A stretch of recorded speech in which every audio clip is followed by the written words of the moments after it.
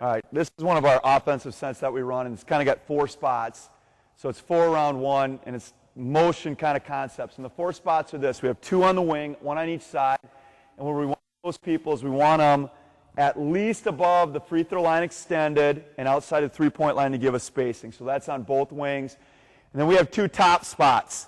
And they're about this free throw lane extended and about a step outside of the three-point line there and probably about the same spot over here. So basically what we have is we have 2 top spots and we have 2 wing spots, and then we have a post in here that can go from side to side, but for demonstration purposes, the post isn't important because it can be any number of different people.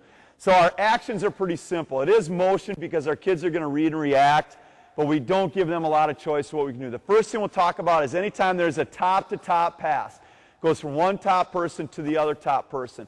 It's all set up off the basket cut. So as soon as Kirsty passes on a top-to-top pass, she's going to try to cut toward the basket. And what she's reading is if Lauren is playing defense, okay, Kirsty has to make a decision when she gets to the free throw line. Can I cut in front of Lauren?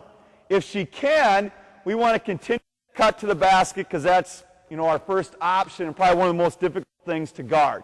If that happens and Kirsty didn't get the basketball, she would continue her cut in front of Lauren, and she would come out on the same side of the floor, and then April would fill the open spot that's ahead of her. All right? So now, let's say that April has the basketball, and this time they play good defense. It's a top-to-top pass, okay? And she starts with her basket cut, but it's cut. All right? We don't want to continue our basket cut then because obviously they defended it. So now, is to screen away. So we'll get Lauren out of the way. Now, when the screen away happens, Kirsty has to read this as she sets up the screen. So the screen is going to take place down, in the short corner area. And we give our kids 3 options. All right?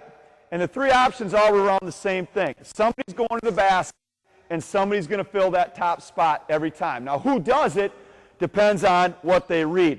The first option, and probably the most aggressive thing that we can do, is have Kirsty come off the screen and curl to the basket. She's going to the basket, okay? And anytime somebody goes to the basket, the other person is going to fill back to that top spot. So April would fill back. Somebody go to the basket, maybe get a cheap layup. If over help, we have somebody coming from a jump shot. And you can see in the shooting drills we did, these exact movements are mimicked in those shooting drills that we do. So the first thing they can do is screen away and curl, okay? Top-to-top pass, April cuts. She's blocked. We go away.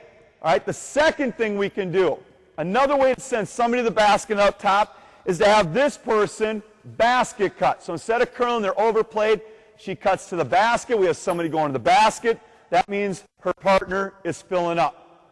And if she doesn't get it, she comes out the same side. The last option out of that then is pass top to top, no basket cut, screen away. Now if a team is switching screens, or another way to get somebody to the basket is to do what we call slip the screen, where the screener jump stops, and then she's going to the basket, and now we had a teammate go to the basket, somebody fills up. All right, so those are there's 4 options, the basket cut, and then the 3 screen away options. So we give them options, but they're going to have to read and react out of that. So that's any top-to-top pass.